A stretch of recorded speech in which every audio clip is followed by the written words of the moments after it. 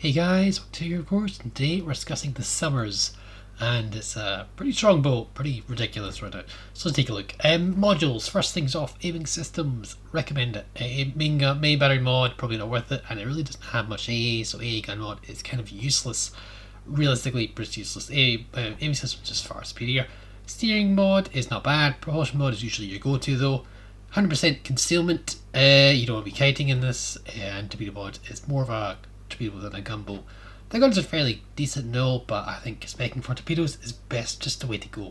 That being said, it does have 8 guns, and they do hit rather hard, so they are worth using. It's no Fletcher in a gunfight. You will lose to a Fletcher. Again, I said you do have more guns than a Fletcher, 8 guns as opposed to 5, but the reload is significantly different. If you're specking this for gunnery, it will do not bad, but it's not going to be the strong gunboats of this game. Again, the Fletcher is just such a good boat in general. It's not going to be that gunnery. Recommended commander is Albert GLEAVES with Cloak and Dagger as opposed to Safari. More detectability, and I think it reduces your reload time as well. It brings you some really spicy torps, and yeah, pretty spicy torps. 12.5 kilometers stock, and then you got 75 knots, I believe, because that's just from Albert's base trait, nothing else. We're looking at Cloak and Dagger, reload time plus another 150 off your detection, and you're running at to go. If you have it on, you can get some really spicy numbers. I just don't think it's worth speaking to Safari. 100% recommend Cloak and Dagger.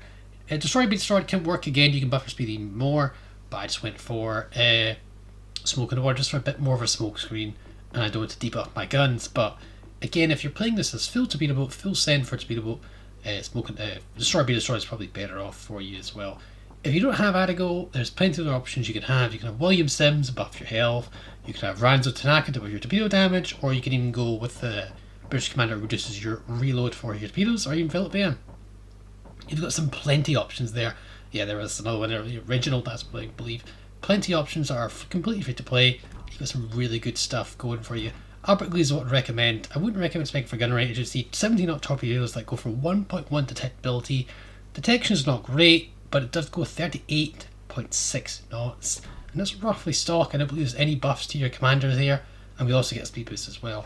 So very fast, incredible amount of torps as well. You've got 3 launchers, I believe, and the torps are just great. It's very similar in comparison to gearing torps, a little bit different, but very good torps. Anyway guys, without much further ado, we'll pass into the game. So this game here, we're in division with Silisto in his Iowa here, and we're fighting some pretty spicy division here. I believe that category we're in a pretty strong division. They're pretty good players, so this should be a good matchup here. We have got some couple. This was during a stream as well, just as a showcase of how strong the Summers really is. We've got some good players on our team, and we've got some good players on the enemy team, so it should be quite fun. I can see it's a decent matchup for the Summers. I believe you have another Summers and a Kagero on the team. We could probably get gun the Kagero, but there's a lot of cruiser support there. So, Summers, as I said, mostly a torpedo boat, but it can hold its own in a gunfight. It's no slouch in there, but it will lose to devoted gunboats, 100%. Triple launchers and a pretty fast reload. These torps go quite quick, with especially considering their detectability, and the spread is quite nice. You're launching 3 sets, and it's pretty darn brutal. These torpedoes are so stealthy, they're very good at catching destroyers off guard. There has been so many times when I dev strike destroyers in smoke screens using the Summers torps, and you can fire them straight away because that really good range, 12.5 stock, or at least 12.5 with Albert GLEAVES, sorry, let me just take it back, probably 12 kilometers roughly, may give or take a couple things. Definitely really good range, really good torps. I would say it's probably the best DD torp boat in the game at tier 7, so probably beats the Yadashi at the window. I just think this is superior to Yadashi in almost every way. It's got better guns, got better speed, it's got better torps. Basically the only thing the Summers is missing that it doesn't have is a torpedo reload booster, which it doesn't need. Again, it's just the Americans have pretty much the best ships in this game. I think this is a prime example of just how good the American ships are in Legends, just completely blowing any competitors off the water. The Summers will gun at Yadashi. It's just the torps are so good. They're so stealthy, and because they're fast as well, you have almost no time to react, whereas your dashy torps have speed on their side, but they've got relatively high detectability. This thing just does not have that problem. You're not that stealthy, 5.7, but it doesn't really matter. Anything that will spot you, will genuinely be genuinely outgunned by you. Don't think it on-gun you is probably an Akazuki. So you just hang back, you get your torps, and you just laugh, really. Honestly, that's basically it. The torps are so hard to dodge from the receiving end of this, and yeah, you just sit there and relax, honestly. Stick to your cap, we're going to see here, we captured C, we've done our job here, so we're just going to go and bugger off and get to the next cap. Contesting caps, excellent at the job, as I said, because these torpedoes are so good at hitting targets. The only issue with this boat is the driver, the person piloting it. So, with that spread of torps, we still land one, and sometimes that would have been a flood. That was all we need. We didn't get it this time, but hey, 10,000 damage and a solo cap. That's good. That's fine for me. That's all you need to do.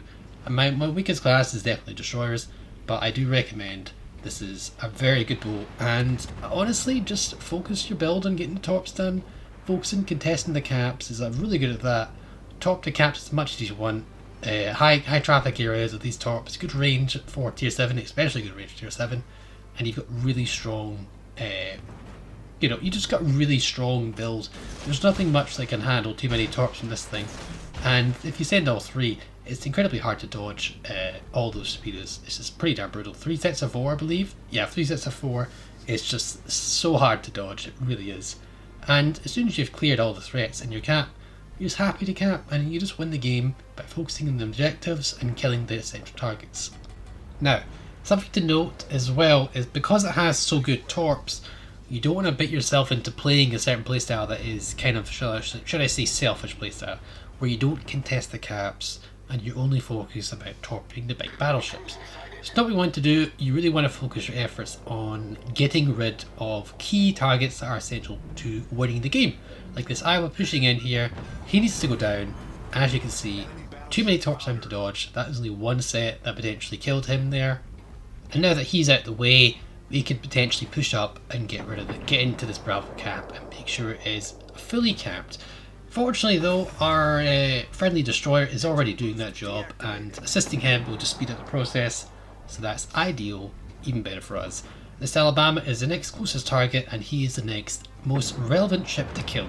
Chasing the ships at the back of the map there is not going to do us any good. This Kagero pops up, and he is a pretty darn essential target. We've got to look at our line of sight here. We can't just shoot here while the Alabama's got us on our sights here, so we've got to be a little bit careful, but we do see that the Kagero is there, and we need to give that some respect. So we've got 3 launchers here. Let's just hold off on our second and third set, and let's just send some towards the Kagero. As I said, these torps are incredibly stealthy and quick at the same time. They've got both things going for them. At this point, might as well just shoot the Alabama. Maybe he'll turn bow on, and maybe he'll turn and eat some torps. You never know. We pop our smoke to disengage, thinking that maybe the DD will spot him for us, but unfortunately he does not. But I believe he does spot the Kagero, at least briefly, enough that we can actually get some shots in and do some work. While we're here at the smoke screen, again, American smoke screens last quite a good time. As I said, very sneaky torps. You just need one, but at the end they hit quite hard, so that's a 1 is all it took. We're just going to put some fire down on the Alabama, and this is where having 8 guns does kick into play.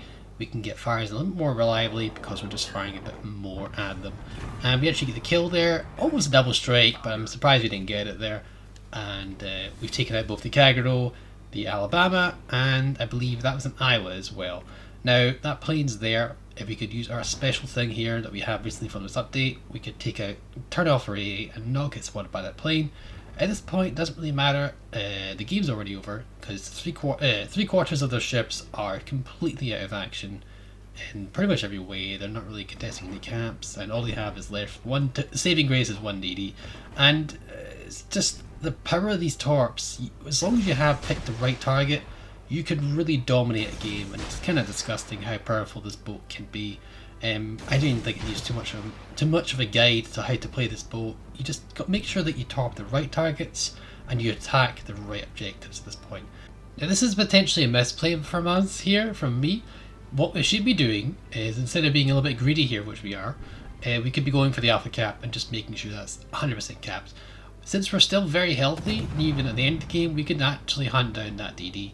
I believe it is a Summers, so we have an equal chance of winning, assuming he's not built for guns. If he's built for guns, he will have the advantage. But we're a little bit greedy for our kills here. We get 100% gun down the New Orleans, and we actually do manage to get rid of the New Orleans. Fuso, again, we fired pretty much all 3 sets on Fuso, and these torps are not only fast, again, fast and stealthy, and that is our Kraken, I believe. There it is, yes.